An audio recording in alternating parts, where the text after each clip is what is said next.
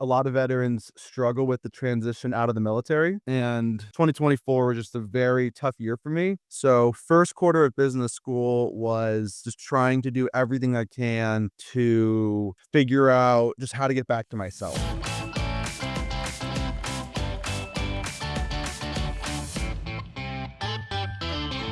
Hello, everybody. Welcome to another episode of Get to Be School. This is your host, Drex, and thank you for your time. I cannot overstate it. To be honest, you guys, it's a bit of a melancholy week over here in Chicago. I love the spring. However, I'm not used to the weight that spring now brings with business school because all these people graduate. You have so many friends that graduate in the spring and move away. It's been a brutal week of goodbyes, and unfortunately, we have a couple of brutal weeks on the horizon of more goodbyes. You make these great friendships, and then too soon, it's time for some people to pack their bags and head on to the next chapter. So just a personal reminder to hug the ones close to you. Yeah, you really meet some great people and you love them. I hope you are well. Want to give a special shout out right off the bat to our very own Sarah Morgan. Kevin Colton is a friend of hers going to Stanford, and we're grateful that he took the time to share his own experience. Because of his efforts to be open and transparent with his podcast, it's a particularly vulnerable episode, and I'm really grateful for his insight, both,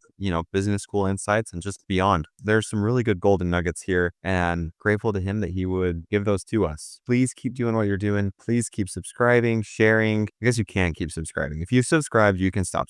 Just stay subscribed. You don't have to keep resubscribing. You can if you want, I guess. I don't know what that does to the numbers. But if you haven't subscribed, please consider subscribing. Thank you for all that you're doing. And if you think of someone who should be on the show, please send them our way. Thank you. And let's get to the good part with Kevin Colton.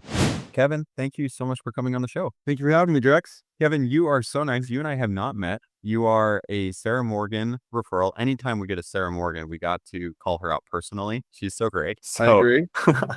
Can you give the listeners a little bit of an introduction into yourself? Yeah, sure. So I am Kevin Colton. I am a current student at the Stanford Graduate School of Business. I am a West Point graduate, Schwarzman Scholar, Army veteran. Grew up in Atlanta. Spent about half of my 20s abroad. I did some missionary work in Japan, studied in China, served in the Army in Germany. Interested in anything in the outdoors and businesses that drive impact. Okay. There's so much there. So much fun stuff to unpack. Let's talk a little bit about your background. You touched on the fact that you are West Point grad. On the phone, we chatted for maybe 10 minutes or so, and you said that when you were in military, that's when business school started to kind of be a decision. Can you walk the listeners through how you processed whether or not to go to business school? Well, first I'd say there's so much about the military that I loved. I love the camaraderie, the physical challenge, and leading incredible soldiers. I realized the military wasn't the best long-term fit for me. I didn't want to keep having to move every few years. I wasn't excited about the specific career path within the engineer regiment and just felt stuck.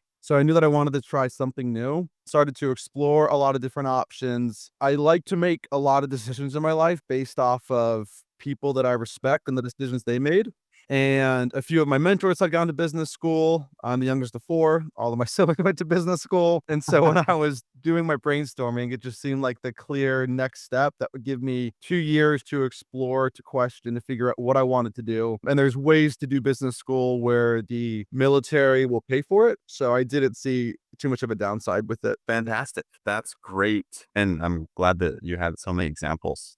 I'm sure that was helpful. Let's talk about deciding where to go. First, how did you decide where to apply? And second, how did you land on Stanford? I applied to 3 schools. I applied to Northwestern Kellogg, U Chicago Booth, and Stanford. I had close personal ties to Chicago at the time, and Kellogg and Booth made sense for that. I also loved both those schools. I had a few friends who had gone to both. My freshman year roommate was at U Chicago, and then I had a few friends at Kellogg. So those were the first 2 schools that I visited. I loved Kellogg's culture. Booth, when I went to their admit day, it's all about academic rigor. Their dean sold me. So I actually enrolled at Booth because I was waitlisted at Stanford. I was super excited for it. And then I got the call saying that I got off the waitlist for Stanford. And I've applied to Stanford 3 times now, actually. Once in undergrad, didn't get in. Tried to transfer in college, didn't get in. And so it's been a goal of mine for quite some time now. And I guess third time's the charm. Oh my word. Yeah, okay. We got a good example of resilience there. Did you do anything specific to get off the wait list? So the biggest thing I did was apply for internships for the summer. Stanford has a portal where you can do updates based off of what you do. So I just provided 2 updates. One update was what I did for work for the next few months. And the second update, and I'm guessing this is what made the difference, was I got into a competitive program with Blackstone called the Mint Program. Highly recommend it. And I put that on it. I'm guessing that differentiated me from other candidates. And so I worked at Blackstone for last summer based out of their DC office. And that was all I did, just those 2 updates. And I got the call, and apparently that was enough.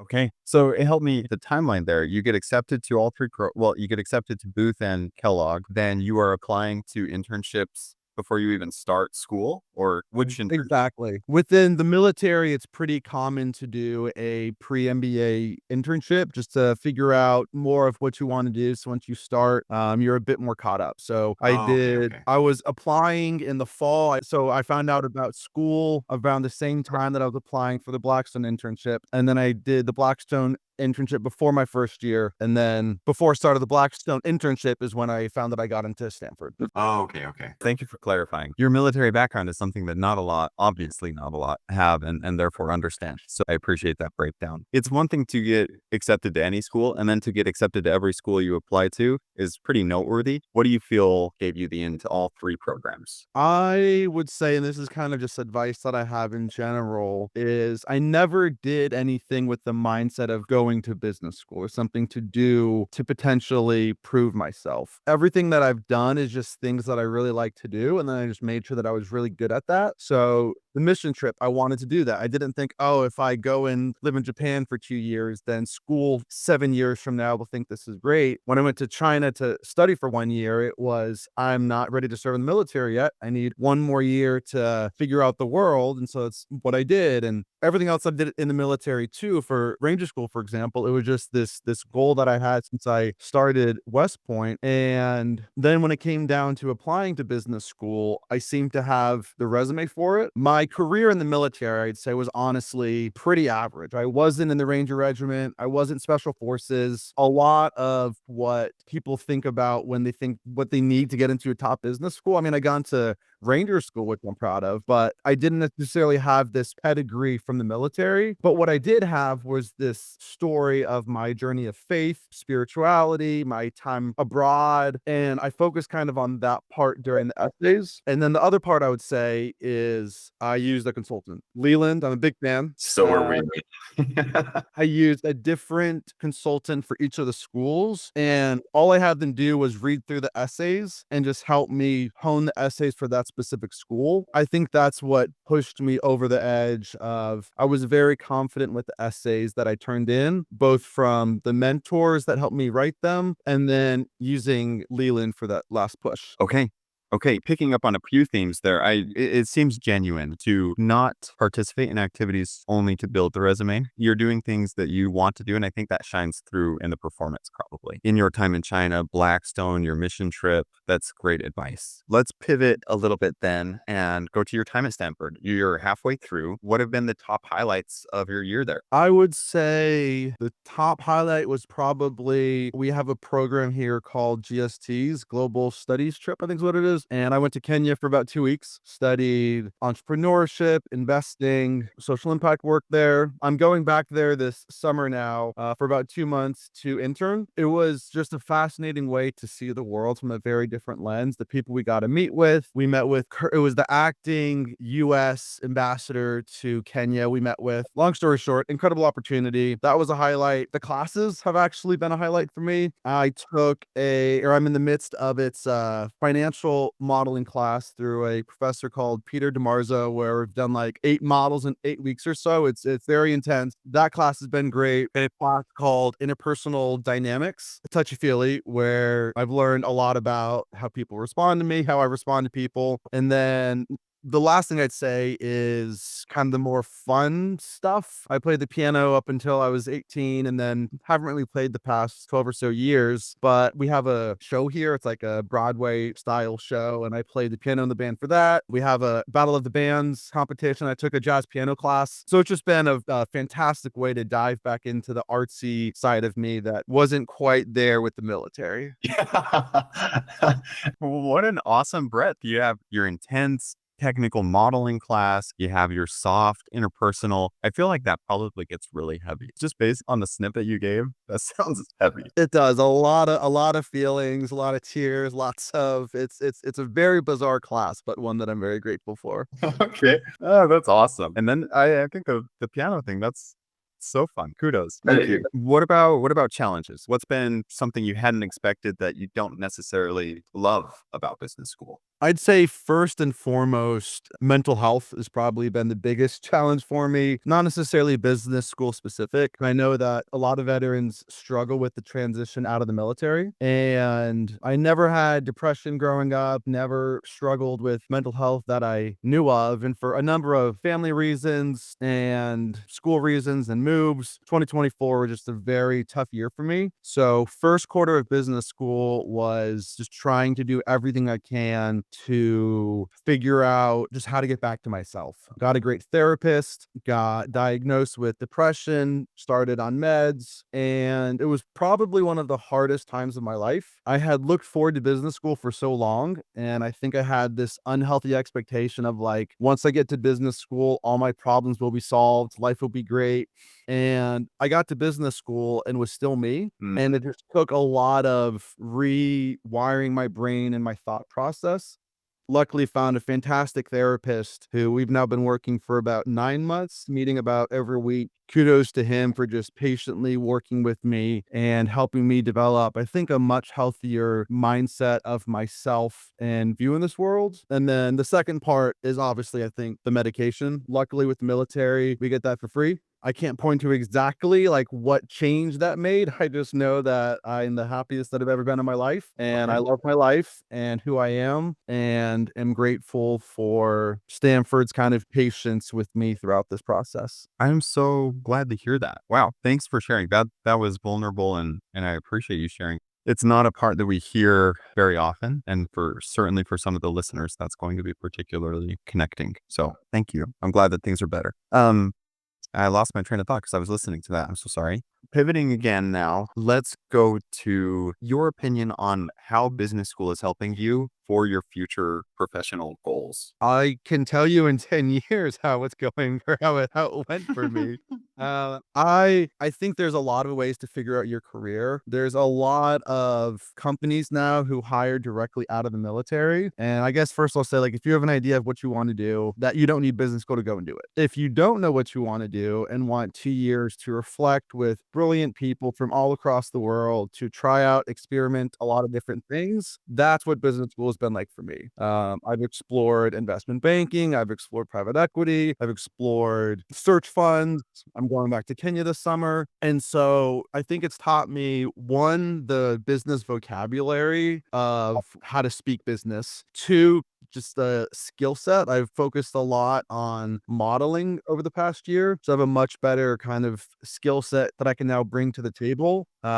And then three, just opportunities to figure out all the different jobs out there. I just didn't know coming from the military what I could do and what I couldn't do. And I'm grateful for 2 years to really explore all those different avenues and options to where I still don't know what I'm going to do a year from now, but I now have 7 or so different paths that I can go down. And I'm very confident it's going to work out. So, like I said, 10 years from now, I'll know exactly how it all played out. But in the meantime, it's just been a fantastic journey to explore a lot of different areas. That's great. And I mean, I think the answer then is yes. You know, it's 7 paths to go down. You're opening up doors. And for you, seems like business school has obviously been the right choice. Talk me through really quickly. Is this something where your modeling class has been a big input and has just been the ability to say your Stanford MBA has that given you more weight? 1000%. I think having a at stanford.edu email is one of the best parts about going to Stanford.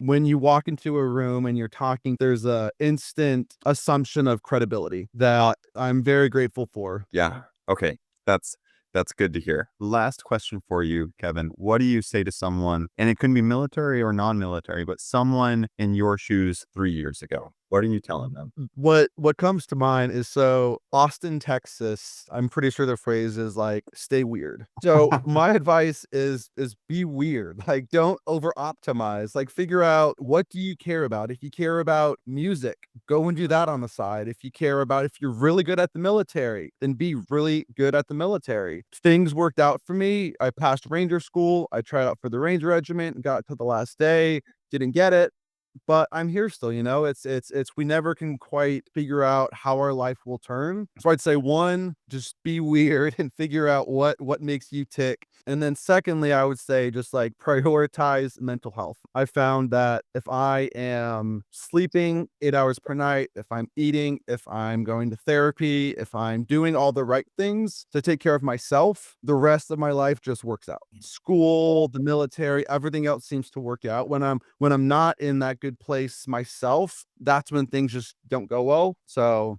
I'd say, be weird and don't be afraid to spend time to take care of you. Be weird and take care of yourself. Yeah, That's that's all I got. it's awesome, man. I think that's such a great place to end and leave the listeners with something they'll remember. So, Kevin, can't thank you enough for making this happen. Thank you. Of course, Drex.